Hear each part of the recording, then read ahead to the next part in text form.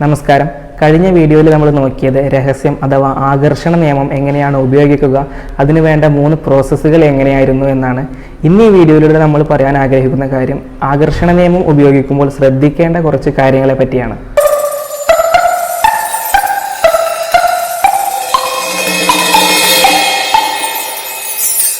ആദ്യമായി വേണ്ടത് നമ്മുടെ മനസ്സിൽ വ്യക്തമായിട്ടുള്ളൊരു ചിത്രം ഉണ്ടായിരിക്കണം. നമ്മൾ എന്താണോ ആഗ്രഹിക്കുന്നത് അതിൻ്റെ വ്യക്തമായിട്ടുള്ളൊരു ചിത്രം നമ്മുടെ മനസ്സിലുണ്ടായിരിക്കണം. ഉദാഹരണത്തിന് നമ്മളൊരു വീട് ഉണ്ടാക്കുകയാണെന്നുണ്ടെങ്കിൽ ആദ്യം തന്നെ നമ്മൾ അതിൻ്റെ ഒരു പ്ലാന് പ്രിപ്പയർ ചെയ്യും. അതായത് ആ വീടിൻ്റെ റൂമുകൾ വേണ്ടത് ഇവിടെയാണ്, അതിൻ്റെ ഹാള് വരേണ്ടത് ഇവിടെയാണ്, അതിൻ്റെ സിറ്റ് ഔട്ട് വരേണ്ടത് ഇവിടെയാണ്, അതിൻ്റെ കിച്ചൺ വരേണ്ടത് ഇവിടെയാണ് എന്ന് പറഞ്ഞിട്ടുള്ളൊരു വ്യക്തമായിട്ടുള്ളൊരു പ്ലാന് നമ്മൾ തയ്യാറാക്കും. പിന്നീട് നമ്മൾ ആ വീട് ഉണ്ടാക്കുന്നത് വരെ നമ്മൾ ആ പ്ലാനിനെ ആയിരിക്കും നമ്മൾ ആലോചിച്ചുകൊണ്ടേയിരിക്കുന്നത്. അങ്ങനെ വളരെ പെട്ടെന്ന് തന്നെ നമുക്ക് ആ ഒരു വീട് തന്നെ സാക്ഷാത്കരിക്കാൻ കഴിയുകയാണ്. അതായത് നമ്മൾ എപ്പോഴും ആ വീടിൻ്റെ ഒരു പ്ലാനുമായിട്ടാണ് നമ്മൾ മുന്നോട്ട് പോകുന്നത്. നമ്മൾ ആ വീട് ഉണ്ടാക്കി എടുക്കുന്നത് വരെ നമ്മുടെ കയ്യിലുള്ളത് ആ പ്ലാൻ മാത്രമായിരിക്കും. അങ്ങനെ ക്ലിയർ ആയിട്ട് തന്നെ നമുക്ക് ആ വീട് ഉണ്ടാക്കിയെടുക്കാൻ സാധിക്കുന്നതാണ്. അതുപോലെ നമുക്ക് എപ്പോഴും പ്രതീക്ഷ വേണം. നമ്മൾ ആഗ്രഹിക്കുന്ന കാര്യത്തിൽ നമ്മൾ എപ്പോഴും പ്രതീക്ഷിച്ചുകൊണ്ടേയിരിക്കണം. നമ്മൾ ഇഷ്ടപ്പെടാത്ത കാര്യത്തെപ്പറ്റി നമ്മൾ ഒരിക്കലും പ്രതീക്ഷിക്കരുത്. എപ്പോഴും നമ്മൾ ആഗ്രഹിക്കുന്ന, നമ്മൾ ഇഷ്ടപ്പെടുന്ന കാര്യങ്ങൾ മാത്രം നമ്മൾ പ്രതീക്ഷിച്ചുകൊണ്ടേയിരിക്കുക.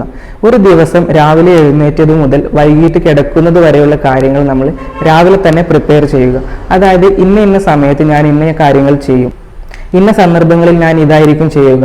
അങ്ങനെയെല്ലാം ചിന്തിച്ച് നമ്മൾ രാത്രി കിടന്നുറങ്ങുന്നതിന് മുന്നേ നമ്മളൊന്ന് ആലോചിച്ച് നോക്കുക. ഇന്നത്തെ ദിവസം ഞാൻ നിശ്ചയിച്ചതുപോലെയാണോ കടന്നുപോയത്, അല്ലെങ്കിൽ ഞാൻ ഉദ്ദേശിച്ചതുപോലെയാണോ, ഞാൻ ഇഷ്ടപ്പെട്ടതുപോലെയാണോ ഇന്നത്തെ ദിവസം എനിക്ക് സംഭവിച്ചത് എന്ന് നമ്മളൊന്ന് ആലോചിച്ച് നോക്കുക.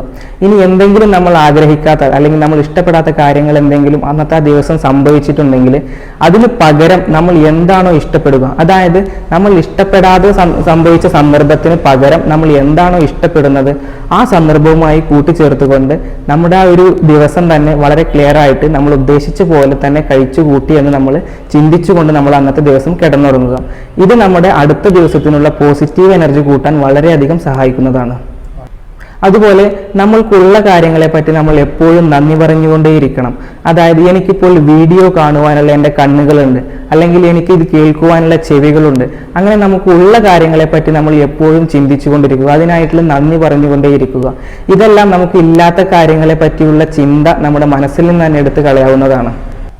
അങ്ങനെ ആവശ്യമില്ലാത്ത, ഇഷ്ടമില്ലാത്ത ചിന്തകളൊക്കെ നമ്മുടെ മനസ്സുകളിൽ നിന്ന് ഒഴിവാക്കിക്കൊണ്ട് നമ്മൾ ആഗ്രഹിക്കുന്ന കാര്യം മാത്രം നമുക്ക് സാധിച്ചെടുക്കാൻ വളരെയധികം ഇത് സഹായിക്കുന്നതാണ്. അതുപോലെ ഈ ആകർഷണ നിയമം എന്ന് പറയുന്നത് ഒറ്റത്തവണ മാത്രം ചെയ്യാതിരിക്കുക. നമ്മൾ എന്തെങ്കിലും കാര്യം ആഗ്രഹിക്കുകയാണെങ്കിൽ അത് ഡീപ്പായിട്ട് ആഗ്രഹിക്കുക, അത് എത്തിച്ചേരുന്നത് വരെ നമ്മൾ അത് ആഗ്രഹിച്ചുകൊണ്ടേയിരിക്കുക.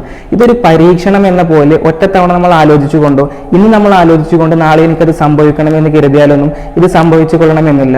നമ്മൾ എത്രത്തോളമാണ് ആഗ്രഹിക്കുന്നത് അത്രത്തോളമാണ് നമ്മൾ ആഗ്രഹിക്കുന്ന പൊസിഷൻ നമുക്ക് എത്തിച്ചേരുക.